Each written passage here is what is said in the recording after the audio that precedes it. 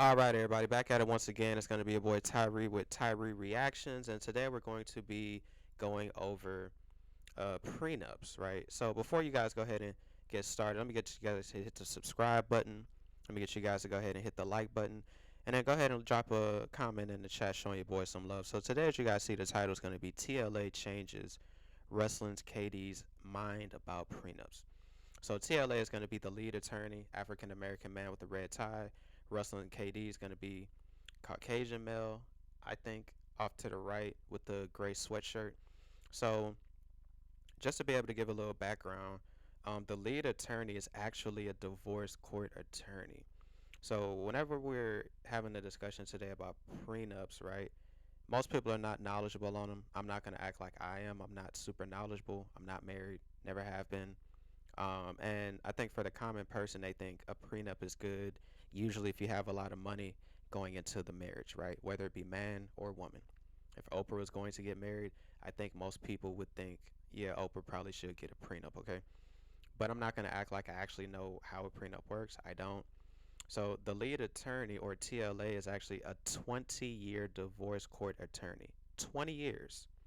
So, needless to say, regardless of advice that your parents, your grandparents, your pastor may give you, a man that has done something like defend people in court going through a divorce for 20 plus years.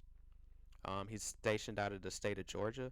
I would like to think that the way that he views things are more based in reality than other people are saying it based off of just personal experience, because his personal experience is based off of, I would assume, hundreds of different couples, the good, the bad, and the ugly. So in this video, he's telling Russell KD about why you should get a prenup in every marriage, regardless of how much money you have.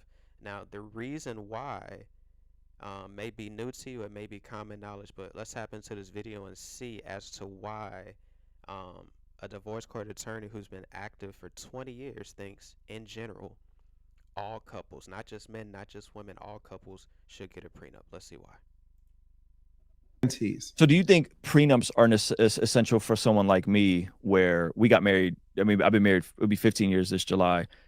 Both started out with nothing. Both started out poor. There was no prenup. My wife has helped me build up the business. She's created an amazing, stable home. My kids get homeschooled, meals. She stays at home. I go get the bag. You know what I mean? In our situation, we don't have a prenup, nor do I want one. Because it's kind of after the fact, right? 15 years later. Yeah. But do you think in a situation where two people are starting and doing the IKEA marriage situation, would you still recommend a prenup? Yes. Okay, why? Yeah. Okay, so first pause, right? Let's talk about that real quick. So the man wrestling actually asked a really good question. He's saying, okay, you know what? I'm not saying I'm against it, but in my current situation, right? I've been married for 15 years. Whenever I got married, she didn't really have that much. I didn't really have that much. I didn't really see it as a necessity or something I should view as important to get at that time. And still, as of right now, 15, 18 years later, I still don't feel like it's that big of a deal. So he then asked the lead attorney, would you have still advised me 15 years ago to get one, even if my financial stability hadn't reached its peak yet? The lead attorney responded, yes, regardless of your situation, I still would have said it would be a good idea to look into getting one. Now let's hear him explain as to why. Yes. Unpack that for me. Even if they don't really have anything, because number one, you never know what you could have. Okay. But number two, just to remove some of the unfairness, even if your prenup just has two clauses, the first clause is so important: no alimony. If Okay. you want to split everything, half, see 50-50, fine. We work together and we built it all together. Fine. You take half of my stuff, I take half of your stuff. Fine. Guess what? When we're That's another good point. So, obviously, the only people that are going to usually feel some type of way about this is the women, right? I rarely hear, to be fair, right? I rarely hear of men getting alimony. Now, even though I've never been married, right? The concept of alimony is a little confusing. You're telling me, even after we're no longer together and you've moved on, I'm still supposed to pay you monthly? We're not talking about child support. We're just talking about alimony. So, the lead attorney brings up a good point.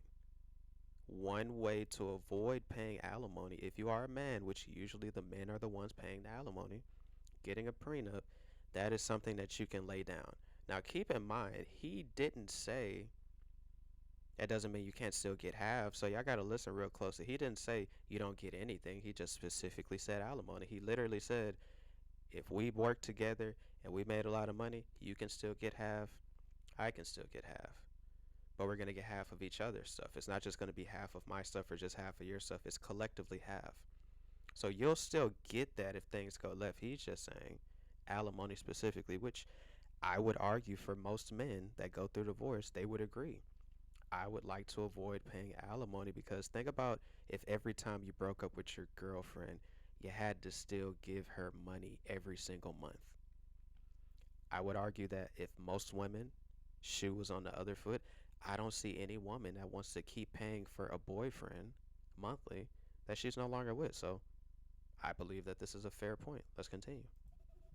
Divorce, we're divorced. Why Mhm. the hell am I sending you $3,300 payments month after month Yeah, when you're that's having fair. sex with someone else? Right. Hmm.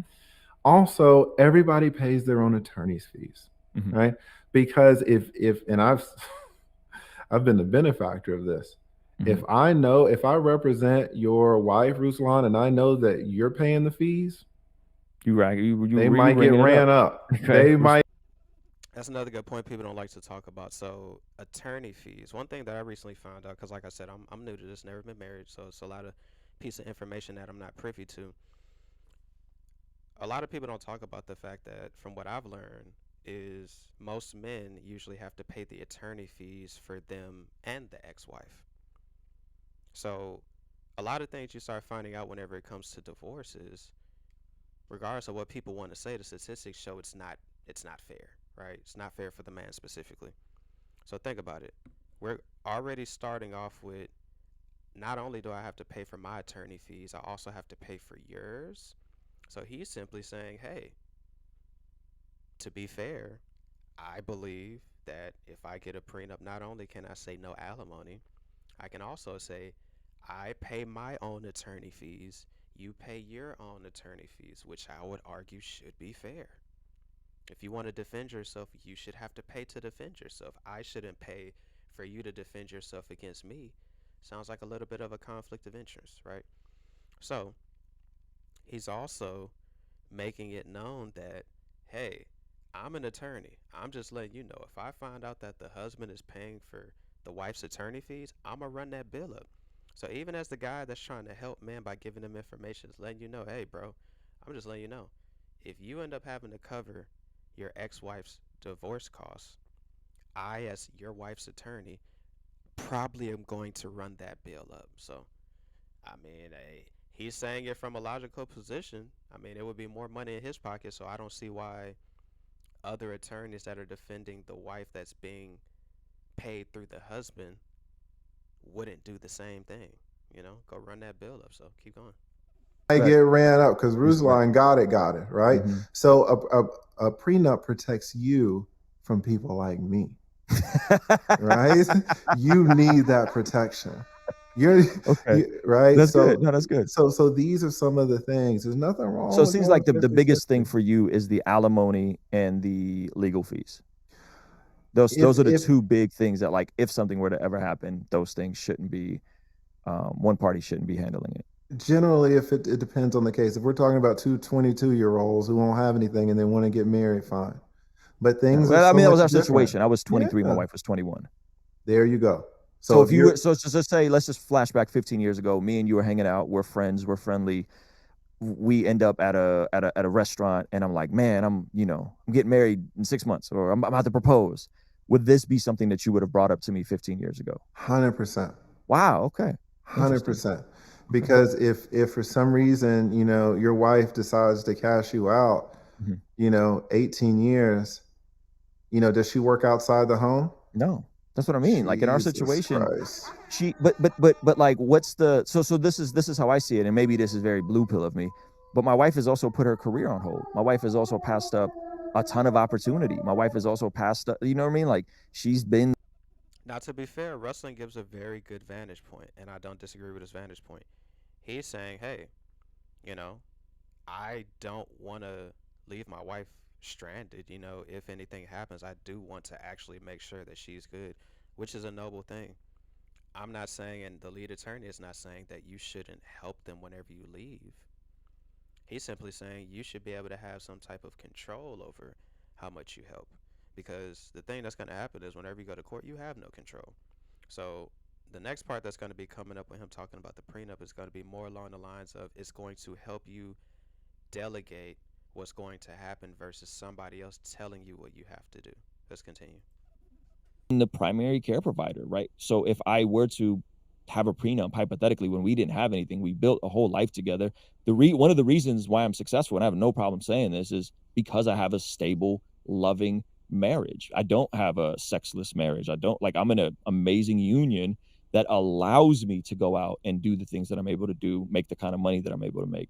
So why would I not want her to be taken care of, right? Why would I want you following along with what I'm saying? Like if we were to separate, like she's taken the bigger L financially in her entire trajectory of her life, had she not married and been a mom and been a home stay-at-home wife. So why don't you just control that? Why are you letting some 70-year-old man determine how much your wife, the love of your life, why are you letting this man determine how much support you are going to give? You're your own man, right? What do you mean by 70-year-old? Are you talking about the court system? Is that what you're I'm saying? talking about that damn judge who's going to put that alimony on your ass. Why don't, if you're such the man and you love your wife so much, why don't you put in the prenup how much alimony you're going to pay her? Well, That's another good point.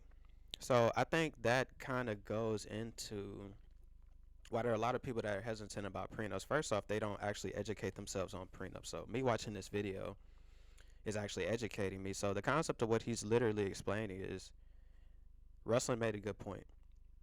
I feel as though that since my wife gave up her career to help me build my career, I don't want to leave her high and dry. I agree with that. You should, if you're a good man, you shouldn't marry anybody that you want to see hurting after you leave them. Not saying you're supposed to sustain their life, but in a situation like this where she doesn't work at all, we're not talking about somebody that has a job. She does not work.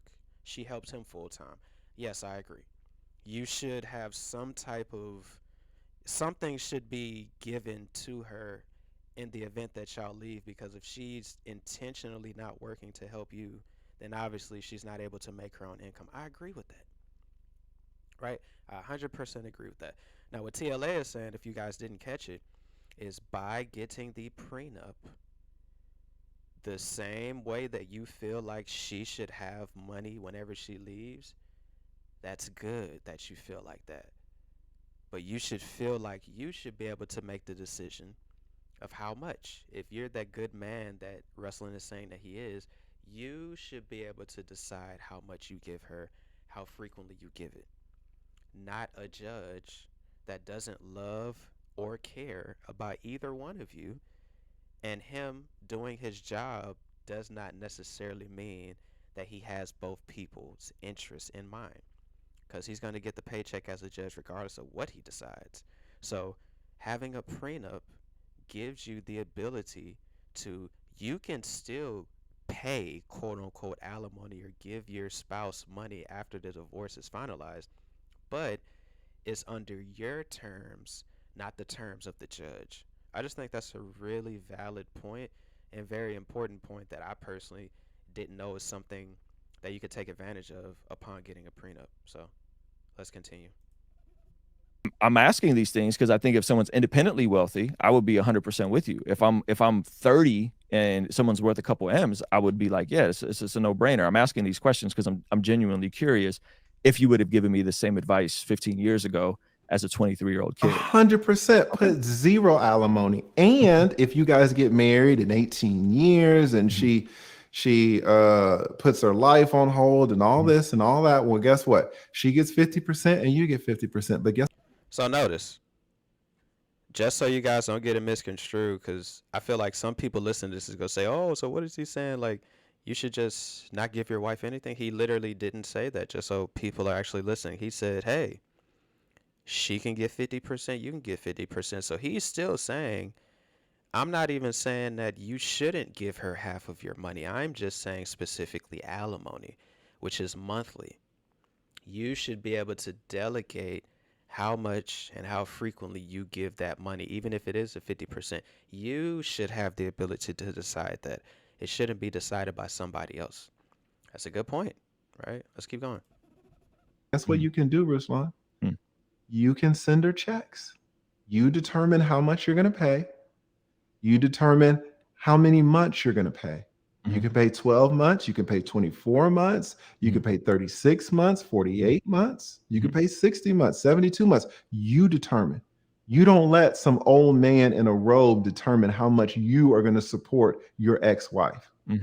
Right? So there's nothing saying, oh, well, she sacrificed herself for the kids and now, she's not getting any support. No, you support her. The thing is, you're your own man. You're in Sure, of control of your course. destiny. So you decide how much you're going to support her. Of course. You determine what your alimony payments are going to be and just go from there. Of course. I think that's fair. I think that's fair. I'll be honest with you. You just changed my mind about prenups. I think that's very fair. There we go. Changing one mind at a time. Hey, That's what we're doing on the that's channel. That's a W. I think that's a very fair point. I think when you have the religious dynamic involved, that could be a tricky conversation. Even me talking about prenups at all, which Hafiz is not anti-prenup, but even when we talk about prenup and all, we get a lot of pushback from the faith-based community. But I think that's a fair point. When you hey man. And there you have it. So that's what happens whenever you have these kind of conversations. It's different having this conversation. Like, say if I were to try to have this conversation with the average person, I'm not an attorney that's been doing this for 20 years. So my perspective on things, even if I just have straight facts, I'm going to have to be able to understand how to utilize those facts to be able to get people to understand how it is a benefit to them. Just naming facts doesn't always have people see the ability of the fact to be beneficial to that person. So he broke it down to where the guy literally had no choice to say, you know what, you've personally changed my mind about prenups. And just to summarize it, I just want y'all to all think about what was just said. It is not to walk away and not give the other person nothing. I think people look at a prenup as, I want to be able to keep all my money whenever we leave, and I'm not going to give you nothing. You just heard that that is not actually what that means, and that is not even how you use it. A way that you can use it is to avoid paying alimony, which I would argue everybody would say, I don't want to have to pay monthly for somebody I am no longer in a relationship with. I think everybody would agree with that, right? Number two, I pay my own attorney fees. You pay your own attorney fees. A lot of women don't want to acknowledge the fact that women, in a lot of instances, not only get appointed free attorneys, the husband is forced to pay for your attorney. So if you're at least going to go to court and fight for what you want and what you think is right, you should at least have to pay to defend yourself. I would like to say that that is fair. If you don't think it's fair for him to pay for him and you to pay for you, that's not actual equality. And then finally, you should be able to decide how much money and how frequently you give that money to your spouse. And guess what? With prenups, y'all can have a conversation. So you can have a conversation about, hey, if things go left, I'm letting you know you're not going to be, homeless or on the side of a street. Let's come to an agreement of how much and how frequently, if it goes left, I'm going to help and support you. Am I going to help and support you for a year, 2 years, 3 years, 4 years, 5 years? What would the amount be? And let's divide that over each month. Now, with that being said, guys, I hope you guys learned something new from this video because I surely did. And if you did, make sure you guys go ahead and hit that subscribe button. Make sure you guys go ahead and hit that like button and leave some positive feedback in the comment section. And with that being said, I'll see you guys on another video of Tyree Reactions. See you soon. Peace.